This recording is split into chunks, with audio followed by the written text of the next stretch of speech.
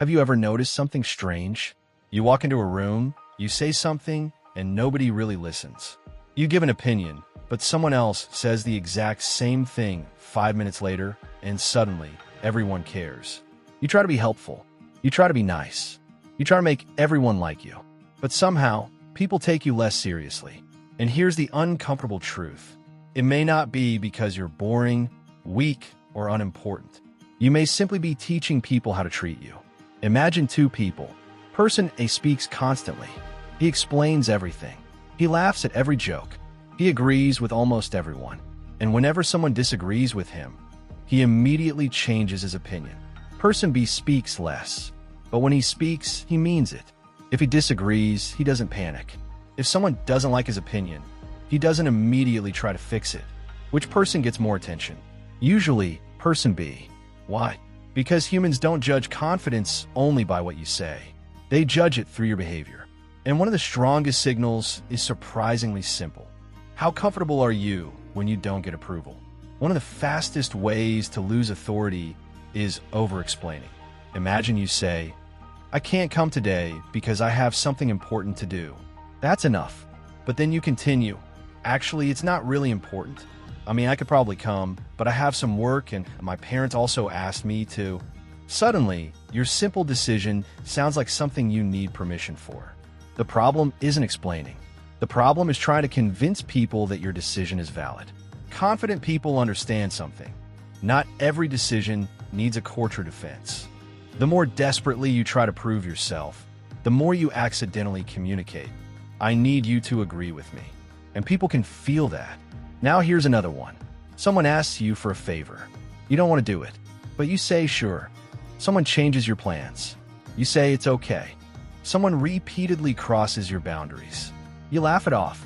At first, people may appreciate your kindness, but something slowly changes. They start learning. This person will tolerate it, and humans adapt to patterns. If you constantly accept behavior you don't like, people eventually stop seeing it as a boundary. They see it as your normal. That's why saying no isn't about being rude. Sometimes it's about teaching people where the line is. Here's the strange part. Many people think respect comes from being liked, so they try harder to be liked. They agree more. They apologize more. They avoid disagreement. They become available all the time. But this creates a paradox. The more desperately you chase approval, the less valuable that approval can become. Think about it. If someone agrees with you every single time, their agreement means very little. But if someone has their own standards and still chooses to support you, that support feels meaningful. Respect doesn't come from making everyone happy. It comes from having something inside you that doesn't disappear when someone disagrees with you. Now let's talk about something even more important. Your words. If you say, "I'll do it tomorrow," and don't, then you say, "Tomorrow, definitely," and don't. Eventually, your words become cheap. You might still be a good person, but people stop trusting your statements. And without trust, it's extremely difficult to have authority. That's why one of the simplest ways to become more respected is say less, deliver more. Don't promise 10 things. Promise 3, and actually do them. Because every time your actions match your words, you're building something invisible. Credibility. Now imagine someone criticizes you. You immediately defend yourself. Someone ignores you. You immediately text them again. Someone disagrees. You get angry. Someone makes a joke about you. You desperately try to prove they're wrong. Here's what you're communicating. You can control my emotional state. And that's powerful information. You don't have to become emotionless. You just need to create a small gap between what happens and how you respond. Someone says something you don't like? Pause. Think. Then respond. Because sometimes the strongest response isn't a louder response.